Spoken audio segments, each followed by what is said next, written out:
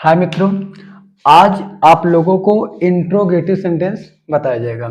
ठीक है, interrogative sentence जिसमें प्रश्नवाचक वाक्य या प्रश्न सूचक वाक्य होता है। जैसे इसकी परिभाषा कहा जाए तो जब किसी वाक्य में प्रश्न पूछा जाए, तो प्रश्नवाचक वाक्य होता है। प्रश्नवाचक वाक्य दो प्रकार के होते हैं। चलिए हम देखते हैं प्रश्नवाचक वाक्य दो प्रकार के होते हैं। देखिए भैया, इंट्रोगेटिव सेंटेंस दो प्रकार के होते हैं। पहला है यस या नो टाइप इंट्रोगेटिव सेंटेंस, तो फिर दूसरा को क्या बोलेंगे, डब्ल्यूएच टाइप इंट्रोगेटिव सेंटेंस। या यस या नो को बोल सकते हैं डायरेक्ट इंट्रोगेटिव सेंटेंस। अगर यहाँ डायरेक्ट होगा तो इसमें क्या होगा, indirect interrogative sentence. Simple interrogative sentence बोलेंगे तो स्पेशल बोलना पड़ेगा। तो इंट्रोगेटिव सेंटेंस दो प्रकार के होते हैं, यस या नो टाइप इंट्रोगेटिव सेंटेंस और दूसरा क्या है, डब्ल्यूएच टाइप इंट्रोगेटिव सेंटेंस। तो आप इस यस या नो के एक दो तीन नाम जानते हैं और डब्ल्यूएच के भी तीन नाम जानते हैं। चलिए हम लोग इसको देखते हैं डिटेल में। ठीक है, हेडिंग डालिए। देखिए भैया, यस या no type interrogative sentence, yes या नो टाइप इंट्रोगेटिव सेंटेंस जब हिंदी में वाक्य का प्रारंभ सबसे पहले क्या से शुरू हो तो यस या नो टाइप इंट्रोगेटिव सेंटेंस कहलाता है। या अंग्रेजी में सबसे पहले हेल्पिंग वर्ब से स्टार्ट होगा। ध्यान समझिएगा कि हिंदी में सबसे पहले क्या मिलेगा, अंग्रेजी में सबसे पहले हेल्पिंग वर्ब आएगा। देखिए, चलिए हम आपको एग्जांपल के माध्यम से देखते हैं। जैसे कहा जाए एग्जाम्पल में भैया, देखिए जैसे कहा जाए, क्या मैं तुम्हें अंग्रेजी पढ़ाता हूं, क्या तुम मुझे गाली देते हो। ध्यान से मेरी बात को समझिएगा। यस या नो का मतलब होता है भैया हाँ या नहीं। ध्यान से समझिएगा, जिसका जवाब हाँ या नहीं में दिया जा सके। आपको बताया गया कि सबसे पहले हिंदी में अगर क्या होगा तो यस या नो होगा। देखिए सबसे पहले हिंदी में क्या आया, क्या, तो ये यस या नो है। हिंदी में सबसे पहले क्या आया तो यस या नो है। सबसे पहले क्या आना चाहिए, और ध्यान से मेरी बात को समझिएगा। अगर हिंदी में सबसे पहले क्या आया तो यस या नो हुआ। अगर इसको अंग्रेजी में किया जाए, और अंग्रेजी में सबसे पहले हेल्पिंग वर्ब कैसे ढूंढते हैं, जैसे कहा जाए इंग्लिश में, अगर हिंदी में आप लोगों को समझ में आ गया हो तो इंग्लिश में देखिए। जैसे कहा जाए is he writing a letter. देखिए भैया, सबसे पहले क्या आया, इज। एक क्या है, हेल्पिंग वर्ब है। एक क्या है, हेल्पिंग वर्ब है। हेल्पिंग वर्ब है इसलिए क्या है, यस या नो टाइप इंट्रोगेटिव सेंटेंस है। क्यों, क्योंकि लिखाया गया है कि इंग्लिश में सबसे पहले हेल्पिंग वर्ब आता है और हिंदी में सबसे पहले क्या आता है, क्या आता है। तो आप लोगों को समझ में आया। और दो चार एग्जांपल लिखते हैं। मेरी बात आप ध्यान समझिएगा। हमने बताया कि देखिए, जब क्या शब्द सबसे पहले हिंदी में आए तो यस या नो टाइप होता है। सबसे पहले क्या है भैया, क्या, तो यस या नो टाइप है। इंग्लिश में सबसे पहले सहायक क्रिया आती है। इंग्लिश में सबसे पहले क्या आती है, सहायक क्रिया। तो इंग्लिश में सबसे पहले क्या आई, सहायक क्रिया। हिंदी में क्या और इंग्लिश में सबसे पहले सहायक क्रिया, तो यस या नो टाइप इंट्रोगेटिव सेंटेंस है। चलिए हम लोग धीरे धीरे आगे बढ़ते हैं। देखिए भैया, लिखा है W H type interrogative sentence जब हिंदी वाक्यों के बीच में प्रश्न सूचक शब्द आए तो W H type interrogative sentence होता है। ध्यान से मेरी बात समझिए। जब हिंदी वाक्यों के बीच में प्रश्न सूचक शब्द आए और अंग्रेजी में सबसे पहले डब्ल्यू एच वर्ड आए, तो सबसे पहले डब्ल्यू एच वर्ड होता क्या, आप ध्यान समझिएगा डब्ल्यू एच वर्ड होता क्या। तो इसके बाद हम आपको एग्जाम्पल बताते हैं। देखिए भैया, डब्ल्यू एच वर्ड आप लोग नोट कर लीजिएगा।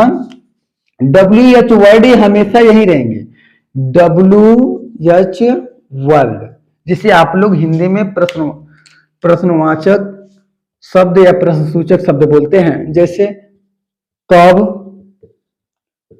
क्यों, कैसे, कहां, कौन, क्या। इंग्लिश में बोला जाए भैया तो कब को इंग्लिश में बोला जाता है WHN वेन, क्यों को बोला जाता है WHY वाई, कैसे को बोला जाता है HOW हाउ, कहाँ को बोला जाता है WHERE वेयर, कौन को बोला जाता है WHO whom, क्या को बोला जाता है WHAT व्हाट, और ETC और शब्द आएंगे। तो इन्हीं को WH, देखिए ध्यान से समझिए कि WH वर्ड क्यों कहा गया। WH देखिए सब में WH है, WH W, केवल हाउ में W नहीं है, सब में क्या है WH। देखिए सब में WH होने की वजह से इसे WH फैमिली कहा गया। ये WH फैमिली क्या है, चलिए हम लोग एग्जांपल देखते हैं इससे।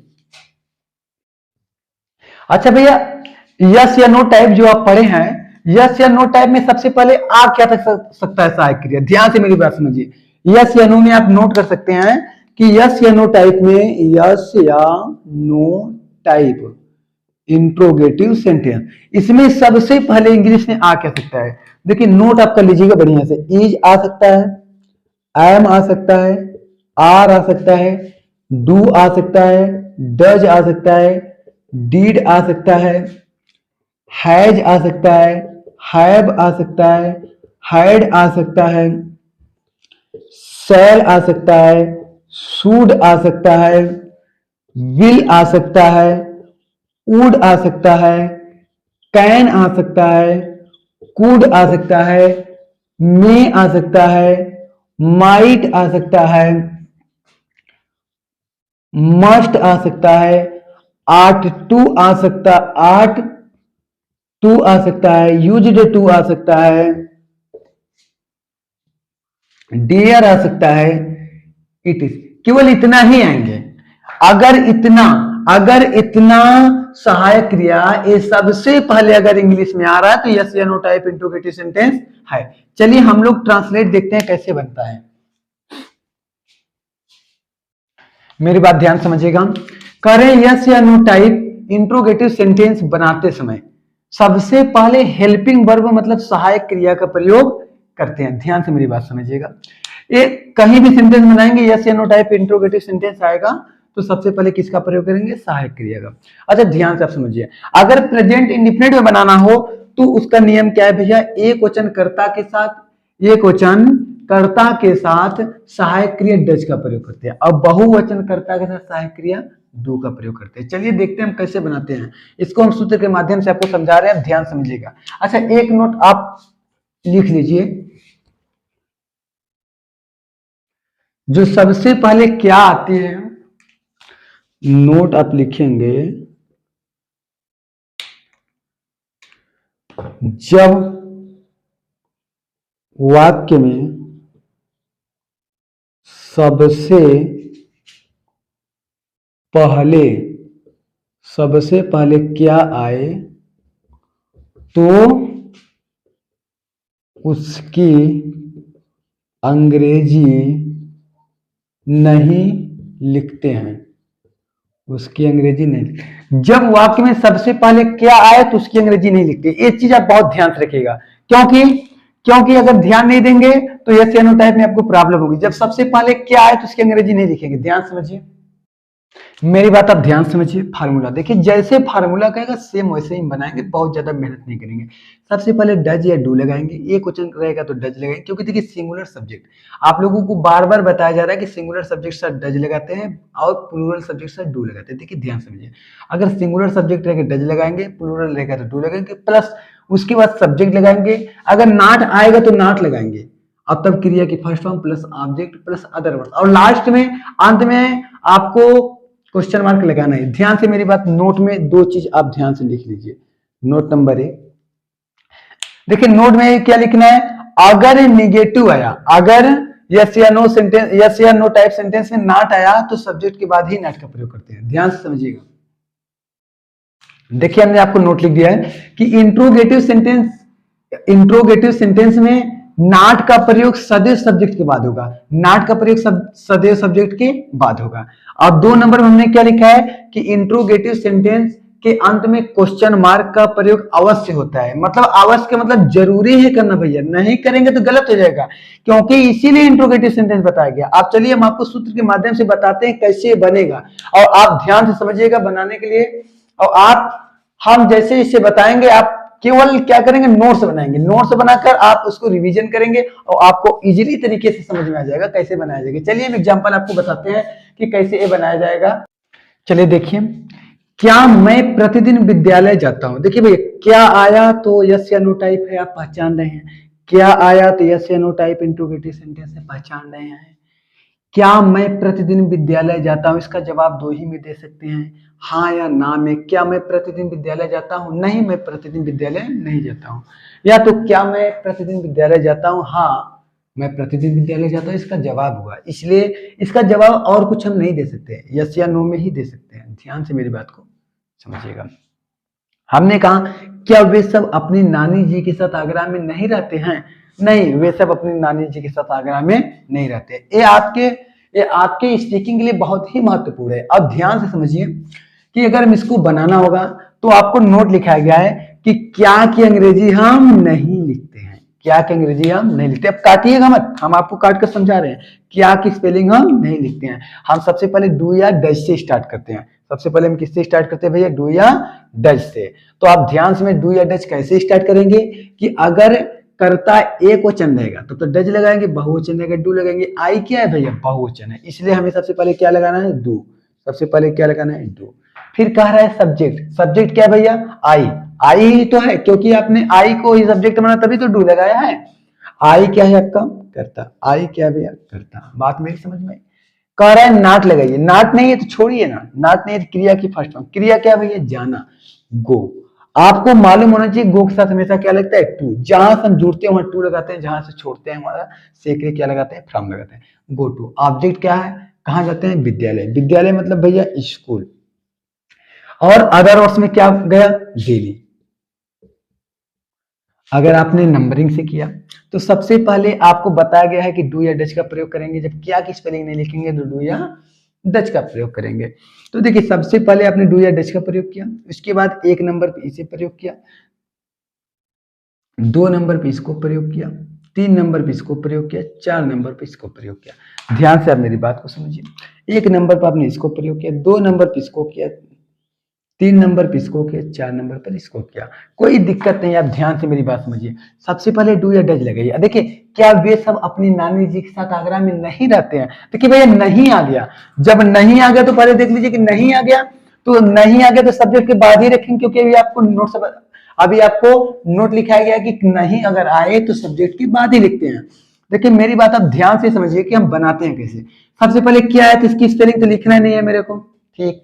सबसे पहले डू या डज, वे सब है मतलब बहुवचन है। सबसे पहले क्या लगाएंगे भैया, डू। सबसे पहले क्या लगाएंगे, डू लगाएंगे। इसके बाद डू के बाद क्या उतारेंगे, सब्जेक्ट। सब्जेक्ट क्या, वे का स्पेलिंग क्या होगा, दे मींस वे। इसके बाद क्या लगाएंगे, नाट। नाट है ना, इसके बाद क्या लगाएंगे, नाट। इसके बाद धीरे से पीछे जाएंगे तो रहना। रहना का मतलब लिव, रहना का मतलब लिव। अब क्रिया की पहली अवस्था प्रयोग करेंगे। देखिए लिखा गया है लिव मतलब रहना, इन मतलब में, कहा, आगरा। आगरा, आगरा भैया, आगरा। साथ मतलब विथ। फिर किसके साथ, अपनी नानी के साथ। तो कल वे सब, दे के लिए आपको क्या बताया था अपने अपने के लिए, तो दे के लिए क्या लगाएंगे, देयर। क्या लगाएंगे, देयर। और नानी की स्पेलिंग क्या होता है भैया, maternal grand mother. MATERNAL, maternal grand mother मतलब नानी जी। इसका मतलब क्या होता है भैया, नानी जी। आप लोगों को बात मेरी समझ में आई कैसे बनाना है, ठीक है। ऐसे ही आप लोग बनाएंगे। आप लोग स्क्रीनशॉट ले लीजिए इसका। क्या राजू पहाड़ पर नहीं चढ़ता है, तो क्या आ गया तो इसकी स्पेलिंग लिखना है। राजू किसी लड़के का नाम है इसलिए एक क्वेश्चन है, तो सबसे पहले क्या लगाएंगे भैया, डज। फिर उसके बाद सब्जेक्ट मेरा क्या है, राजू। फिर नाट, नाट है तो नाट लगाएंगे। जैसे जैसे सूत्र के वैसे ही लगाइए, फार्मूला के अंतर्गत अब रहिए। फिर V1 क्या है, चढ़ना। चढ़ने को अंग्रेजी में क्या बोलते हैं, क्लाइंब। चढ़ने को अंग्रेजी में क्या बोलते हैं, क्लाइंब। फिर कहा, पहाड़ पर है पहले तो ऑन द हिल, पहाड़ की स्पेलिंग क्या होगी, ऑन द हिल। लास्ट में क्या है भैया, क्वेश्चन मार्क, तो लास्ट में क्या लगाना पड़ेगा, क्वेश्चन मार्क। क्वेश्चन मार्क नहीं लगाएंगे सब गलत हो जाएगा। नोट्स जरूर बनाइएगा। अगर जिसको ना समझ में आए एक बार 2 बार 3 बार 4 बार वीडियो को रोक रोक कर देखे, उसको समझ में आ जाएगा। एक बार वीडियो 2 बार देखे। चलिए हम लोग WH फैमिली में चलते हैं। देखिए भैया आपको बताया गया था कि जो WH फैमिली होता है वो WH कहाँ आएगा, बीच में आएगा। क्या आएगा, WH बीच में आएगा। देखिए WH सभी जगह क्या रहेगा, हम सब अपनी दीदी के साथ क्यों बना, हम सब अपनी दीदी के साथ क्यों, यहाँ क्या लगाएंगे, के साथ, के दीदी के साथ क्यों बनारस में रहते हैं। देखिए क्यों आया, इसमें आपको प्रत्येक चीज का कारण बताना पड़ेगा। तुम सब क्यों विद्यालय जाते हो, हम लोग विद्यालय किस लिए जाते हैं भैया, पढ़ने जाते हैं। हम सब अपनी दीदी के साथ क्यों बनारस में रहते हैं, बताइए क्यों रहते हैं, कोई कारण होगा, पढ़ रहे होंगे या तो कहीं गए होंगे किसी कारणवश, तो इसमें कारण आपको WH फैमिली अगर बीच में है तो इसका कारण बताना पड़ेगा। ध्यान समझिए, कहा गया कि तुम लोग विद्यालय कब जाते हो, तो हम सब विद्यालय कब जाते हैं, जो आपके विद्यालय की टाइमिंग होगी। तो सबसे पहले इसकी स्पेलिंग लिखे हैं। देखिए लिखा है WH वर्ड, और आपको नोट लिखाया गया है कि जब प्रश्नवाचक शब्द बीच में है तो इसकी अंग्रेजी सबसे पहले लिखते हैं। देखिए इस बीच में आ गई, इसकी अंग्रेजी सबसे पहले लिखेंगे, सबसे नंबर 1 बीच क्या लिखेंगे, तो वाई मीन्स क्यों। इतना बात आपको समझ में आई। अब इसके बाद सेम आपको यस या नो वाला बनाएंगे, डू या डच। तो एक वचन रहेगा तो डू, सॉरी डच, और बहुवचन रहेगा तो डू। तुम लोग कहते बहुवचन है तो यहाँ क्या लगाएंगे, डू लगाएंगे। और फिर इसके बाद सब्जेक्ट मेरा क्या है, तुम लोग, मतलब यू। फिर इसके बाद भैया नाट, नाट नहीं है, वर्ब, वर्ब क्या है, गो, गो मीन्स जाना। गो टू कहां जा रहे हैं, ऑब्जेक्ट क्या है, विद्यालय मतलब स्कूल। लास्ट में क्या करेंगे, क्वेश्चन मार्क जरूर लगाएंगे। हम सब दीदी जी के साथ क्यों, क्यों मतलब क्या, what, sorry why, why means क्यों। हम सब क्या है, बहुवचन, इसलिए क्या लगाएंगे, डू, डू। इसके बाद क्या लगाएंगे, सब्जेक्ट क्या है भैया, वी। इसके बाद क्रिया, क्रिया क्या है, लिव। कहा, में means in, Banaras, Banaras object है भैया, बनारस किसके साथ, विथ। हम सब आया तो इसके लिए कल आपको अपना अपने के लिए क्या बताए थे हम सब के लिए क्या बताए थे, आवर सिस्टर। लास्ट में क्वेश्चन मार्क जरूर लगाएंगे। ठीक, चलिए एक दो एग्जांपल आपको और बताते हैं। जैसे कहा, जब हम मिर्जापुर में कहाँ रहता है, आपने किसी से पूछा भैया कि इंग्लिश में अगर पूछना चाहता बोलेंगे वह मिर्जापुर में कहाँ रहता है, इंग्लिश में कैसे पूछेंगे, ध्यान से मेरी बात को समझिएगा। इंग्लिश में अगर पूछना चाहेंगे कि वह मिर्जापुर में कहाँ रहता है, तो अब क्या करेंगे, इसमें सबसे पहले देखिए कहाँ आ गया, कहाँ की स्पेलिंग क्या लगेंगे, वेयर, क्या लगेंगे, वेयर। इसलिए फिर इसके बाद क्या लगेंगे, सब्जेक्ट, सब्जेक्ट क्या है, ये क्वेश्चन, इसलिए क्या लगाएंगे, डच। फिर सब्जेक्ट क्या है, ही, रहता है मतलब लिव, इन मतलब भैया में, मिर्जापुर मतलब MIRZAPUR। ठीक है, हम लोग कल फिर मिलते हैं। आप लोगों को समझ में ना आए तो आप हमारे व्हाट्सएप पे जरूर मैसेज कीजिएगा, हम आपको अच्छी तरह से फिर समझाएंगे, दूसरा वीडियो डाल देंगे। और आप लोग नोट्स जरूर बनाइए, और शेयर एंड सब्सक्राइब और बेल आइकन का बटन दबाना ना भूलिए, और अपने मित्रों को जरूर शेयर कीजिए। ठीक है, ओके बाय।